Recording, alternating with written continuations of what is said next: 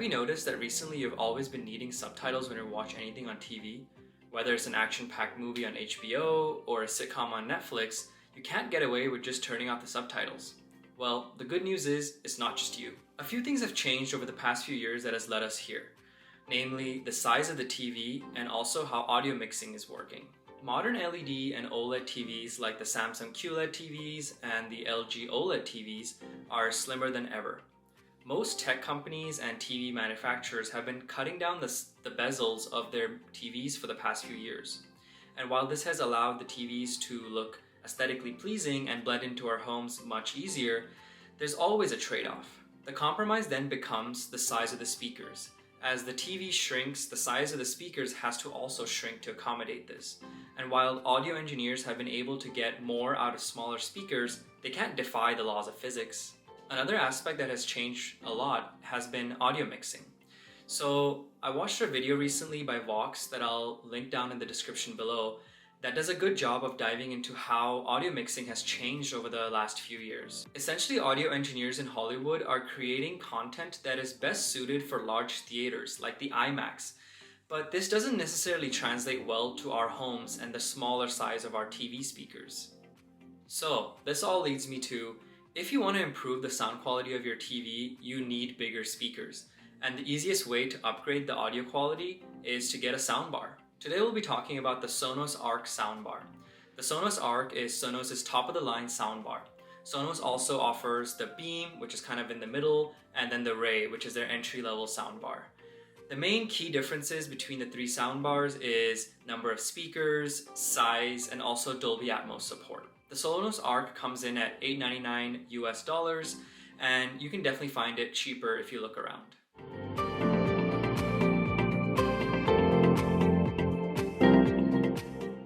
The Sonos Arc is a large soundbar. It comes in at a cylindrical shape that is about 45 inches wide, 4.5 inches wide, and 3.5 inches tall. The dimensions of the Arc are important to consider depending on the size of the TV you have in your home. For example, if you have a TV that's less than 55 inches, the Sonos Arc might look a little oversized and a bit odd in your house, but if you have a TV that's 55 inches or larger, you should be good. Also, if you're going to be buying the Sonos Arc and placing it on a console table in front of your TV, just note that the height of the Sonos Arc, which isn't necessarily too tall, might still end up blocking the bottom part of your TV. And so you should consider this as you make this decision. In terms of colors, the Sonos Arc comes in a black and a white, both of which are finished in a matte finish.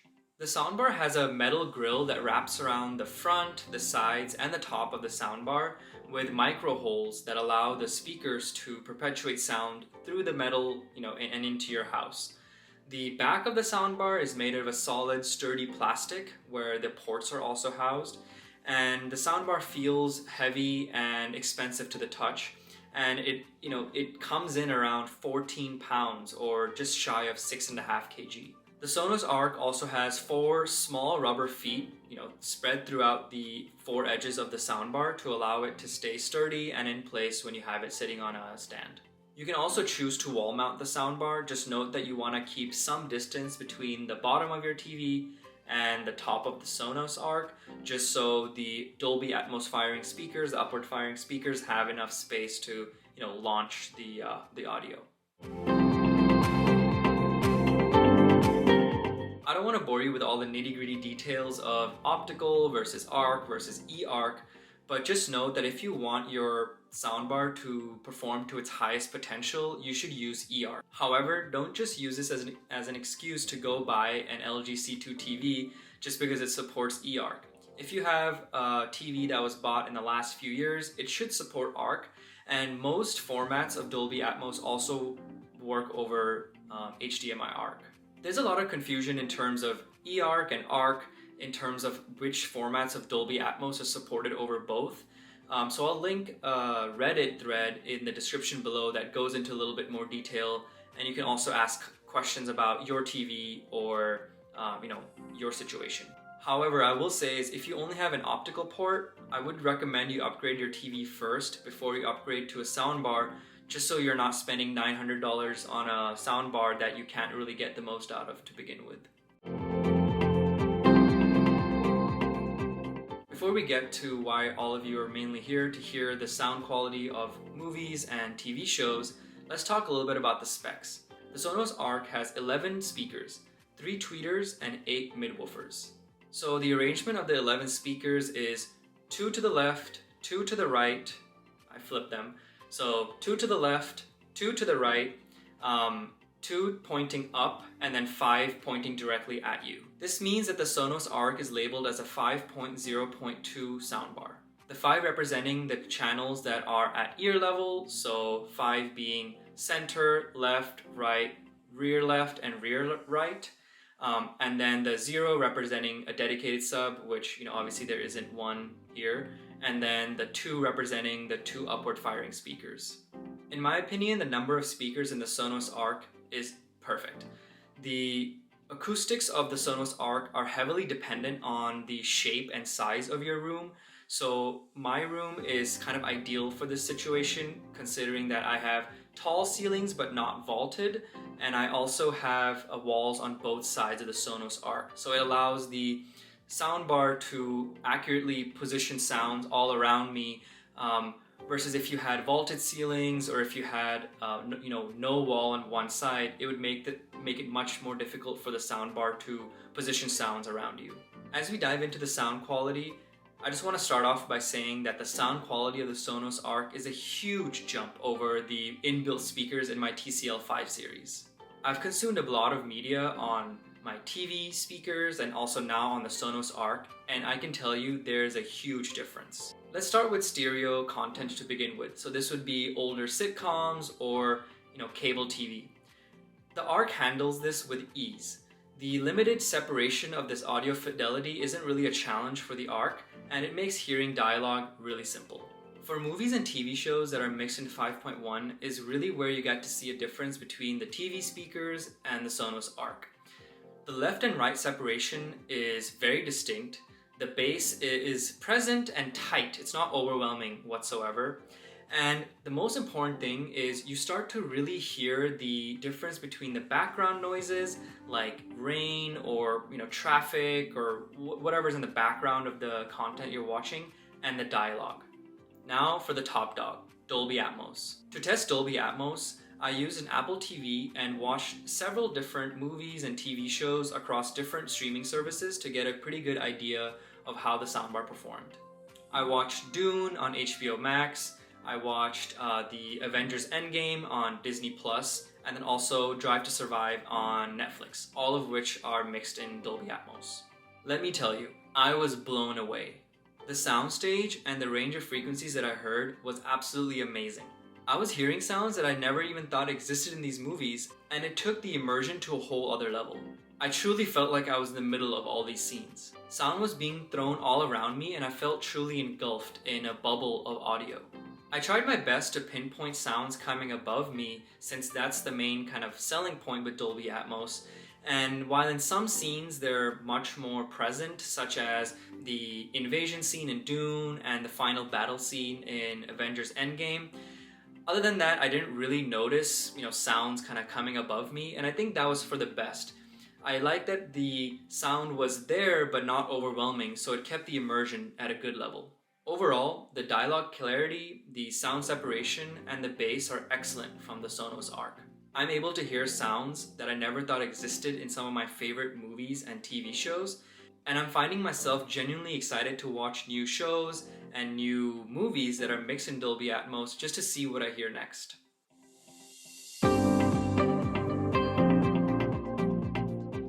Most people will end up using the Sonos Arc mainly for TV and for movies and not really use it for audio consumption. But it would be amiss on my part to not review the sound quality dedicated for music. I mainly use Spotify, so that's what I use to test the sound quality. Now, don't get me wrong, the sound out of the soundbar for music is not bad by any means. It just didn't drop my jaw like when I first watched a Dolby Atmos movie using the soundbar. The soundbar's intention is to produce good audio quality for movies and TV shows, for which it shines.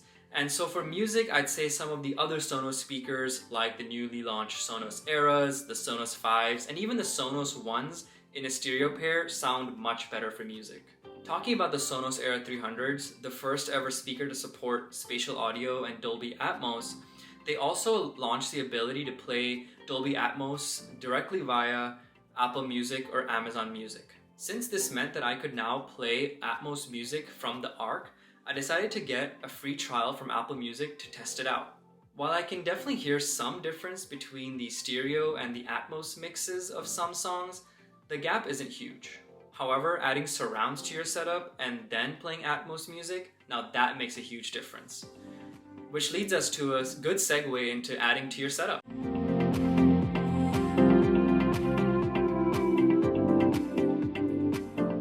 Two ways you can add to your audio immersion is by adding a dedicated sub or by adding dedicated rear speakers. In terms of bass, Sonos offers two options, the Sub Gen 3s in US1 and the Sub Mini.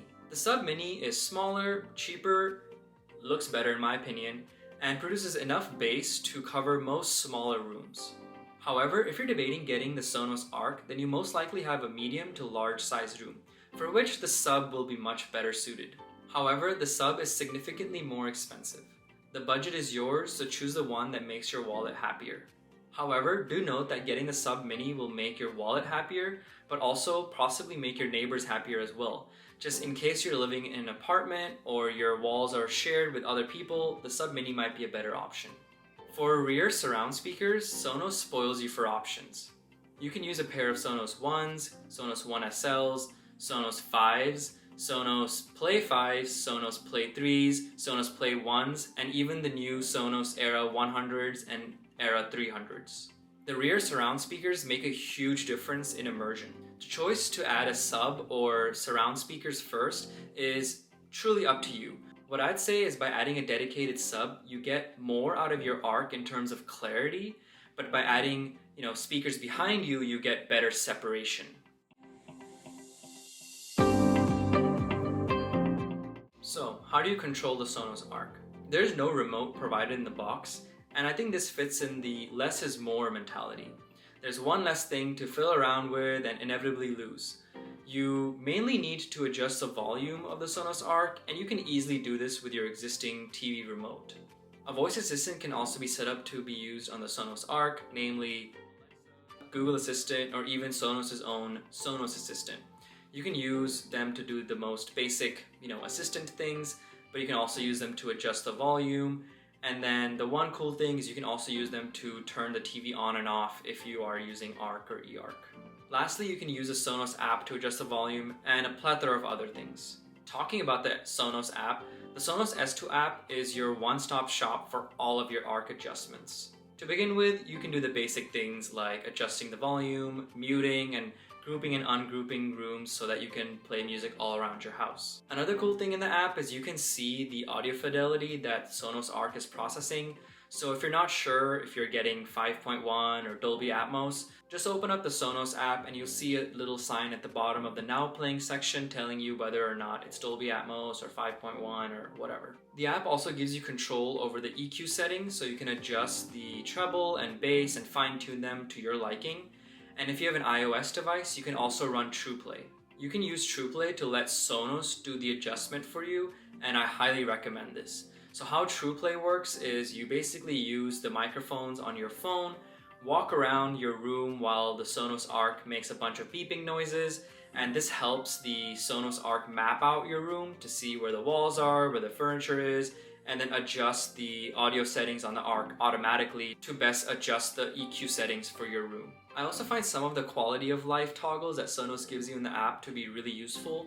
So one of them is the TV autoplay feature. So for example, if you have music playing from the Sonos app or Spotify and you decide to instead watch a movie or watch a show or something, and you turn on your TV, the Arc will detect this and then automatically pause the music and switch the input to the TV, so you don't have to go and fiddle around in the app or anything.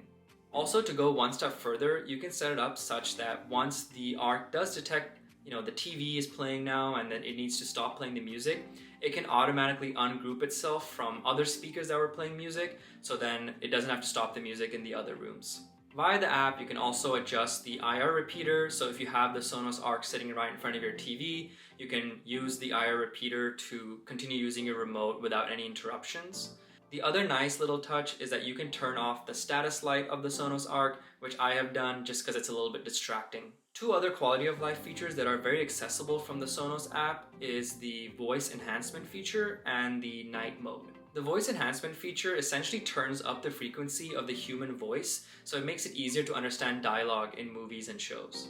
While testing this out, I could definitely notice a difference in the dialogue in some of the more poorly mixed TV shows and movies, but it just skewed off the frequency range so much that I didn't like using it for prolonged periods of time. Personally, I just turned up the treble by 1 or 2 and the bass down by 1 or 2, and this allowed me to hear most dialogue in most movies, except for Tenet, of course. The other feature you can turn off and on pretty easily in the app is night mode. With this feature on, the loudest sounds are softened while the quietest sounds are a little bit increased. As the name suggests, you can use this to keep watching your content at night without disturbing others. I haven't found the need to use this yet, but I can see that if you have small kids or roommates, this feature could come in handy.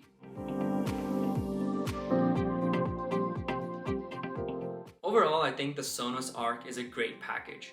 It offers a wide variety of features, a great soundstage, amazing audio quality, and the home whole audio integration that Sonos provides. Now, what sets Sonos apart? I've covered this a little bit in my previous video, the Sonos One review, but the whole home audio integration that Sonos provides is unrivaled. Let's say you're having a party at your house to watch a big game, let's say the Super Bowl or the World Cup final.